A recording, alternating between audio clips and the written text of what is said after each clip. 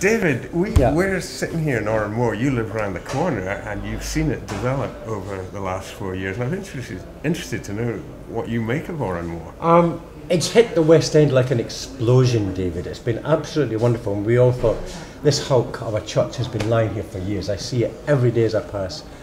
I always thought it was such a crime that it lay empty because I knew what the insides were like. Because the BBC used to use this as a rehearsal room many years ago. I remember at this end there was a fantastic organ, great organ with the pipes going up. And I used to play it at lunchtime and pump away the paddles and make all these extraordinary noises. So I've known the beauty of the interior for a long time. So when it opened up and Colin bought it and renovated it, it was like a gift. It was like a gift to the West End of Glasgow, and it's become part of the fabric of the West End. I mean, it's a meeting centre, it's a theatre, it's a venue, it's a performing space, it's a nightclub, it has restaurants, a wonderful bar. It's quite phenomenal. It's a force of nature in its own right. You've also been involved very much in the programme here, and particularly through your work at Spirit Aid. Well, Colin Beattie and Oranmore have been very generous to us, to my charity. They've given us the spaces, each of the spaces on occasion for us to put on fundraisers, to put on shows, events, gigs, musical evenings, dramatic evenings, even cinema. And there was a particular tie-up after the tsunami in Sri Lanka. Didn't you take some of the staff? Oh yes, we did actually too. I had 3 teams out in Sri Lanka after the tsunami, and they worked really hard and did a lot of good work. But some of the staff from Oranmore came on our 3rd trip, which was great. Well, they had worked so hard to help us raise the money and put themselves out for us. We thought it was only right and fitting that they could experience at the sharp end how we were spending the money. And I think it was a great eye-opener for them. And obviously, I think it's just kind of increased their commitment to helping Spirit Aid. It's an unusual activity for a pub. It's a very unusual activity for a pub, yes. But also Colin Beattie and his generosity. I mean, Colin is a wonderful man, as you know, and a great supporter of the arts and of culture.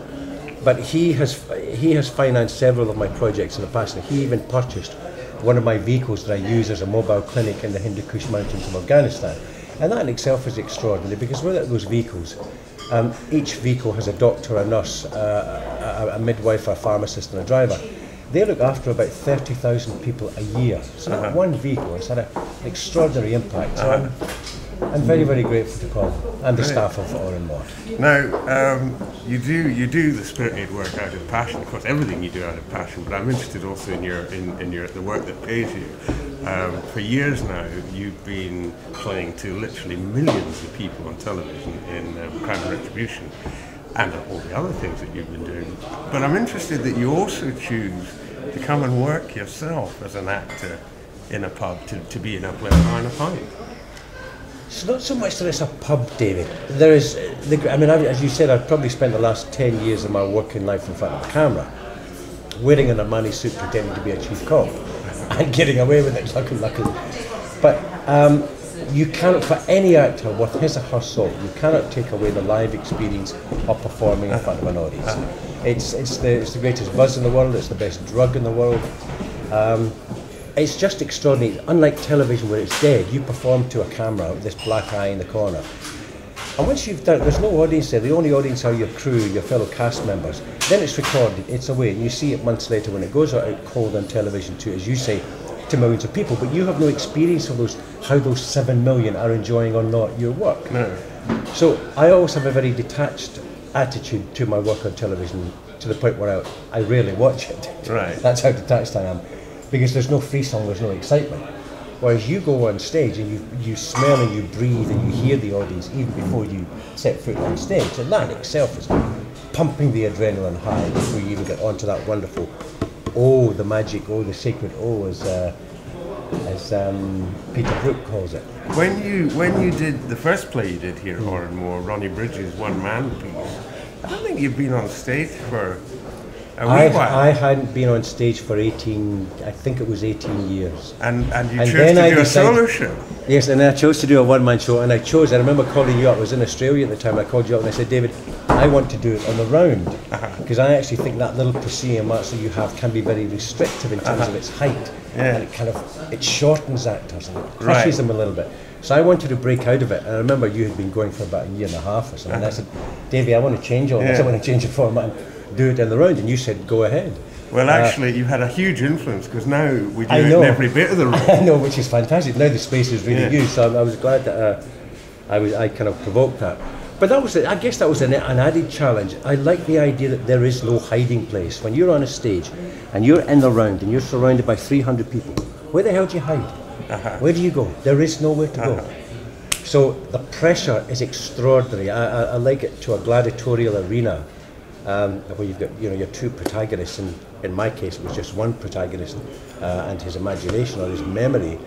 That can be electrifying, really electrifying. And I loved it. I loved the two one-man shows that I've done here. I really, really loved, really have.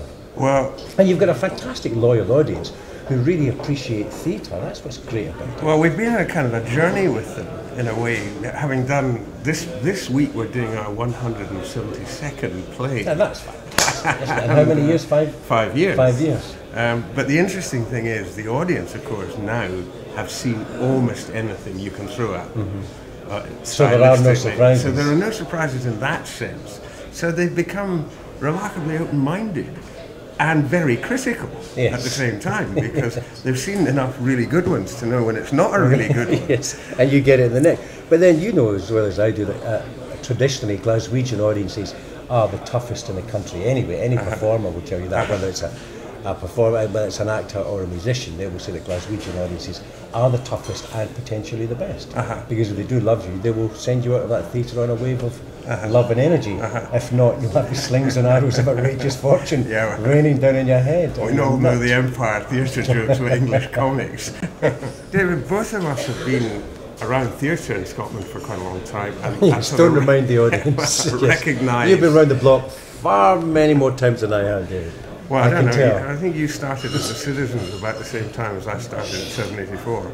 Yes. But what I'm interested in is, how do you feel about the theatre in Scotland? Do you think we're in a good place at the moment? Do you think there are interesting things happening? Do you feel confident about the future of theatre? I think theatre, oh God, it goes to swings and roundabouts, doesn't it? When the resources and the talent are there, then we have vibrant theatre. When they aren't, when you take away resources or there's a lack of talent, then it suffers. I think we have one or two hot spots at the moment. I think yourself in Play a Pint, as you put yourself on the map, on the theatrical map in an extraordinary way in the last 5 years, and what I think deserves great applause for the fact that you haven't taken a penny of public subsidy, i.e. from the Arts Council. I believe is that still the same, or has it changed? Yeah. Now, that in itself is an extraordinary feat, and it's a great lesson and inspiration to everyone else around that it is possible to create theatre without public subsidy. It may be difficult, but you can still do it. And I think the other one is the National Theatre of Scotland, who are genuinely doing exciting stuff. And I think you two are sort of leading the way at the moment. There are other small pockets of good theatre around, but it's very, very difficult. And what I worry about is we're going into a whole period of spending cuts, whichever party are going to be in power over the next 10 or so years, and that can be quite devastating on the arts. I've been interested in the last 3 or 4 years. Every time I've gone to the Arches, I'm about 30 years older than anybody else in the audience. Yes. And I think that's encouraging. It is. That there are lots of young people who obviously have an appetite for theatre, and we get a good proportion of young people in our audience here. Yeah, there are. But also theatre's going in different ways. I mean, people are now doing theatre in front rooms. You know, they turn up in your living room of an evening and they perform theatre. People are being really ingenuous, I think. But definitely, theatre needs sensible and reliable and consistent funding for it to thrive. Yeah. We both know that. Yeah. I mean, this is a one-off. It's quite exceptional, but I don't think you could writ this large throughout the rest of the country. I don't think so. It would be very, very difficult to achieve. What about yourself? Next year, you've got some plans. I know that you're very keen on directing more film and being involved in documentary and so forth. Well, I seem to be doing a series of documentaries next year. I've done 1 or 2 for STV and they've been really successful, and I've thoroughly enjoyed them, David. It's like a whole new branch. And I'm going to do some more next year. I want to get back directing a film because I put my directing career, I don't regard it as a career, my directing work to one side to create Spirit Aid and spend the time that it needed for me to develop it to the point where I've almost gotten it now that I can just remove myself a little bit and occasionally, till the soil as a director for a change. You're taking a break from television, which will give you more time to develop these other things. Yes, and I hope I'm going to come here. And I hope I'm going to come here in the spring and do a two-hander. Yes, great. A two-hander. I'm going to share the stage with someone there. Gosh, I've Extraordinarily broken a golden generous rule. of you. I vowed never to appear on stage with any other actor. Okay, thanks very much, I'm David. looking forward That's to it. great. I really enjoyed talking to you. Thank you. Good luck. Thanks.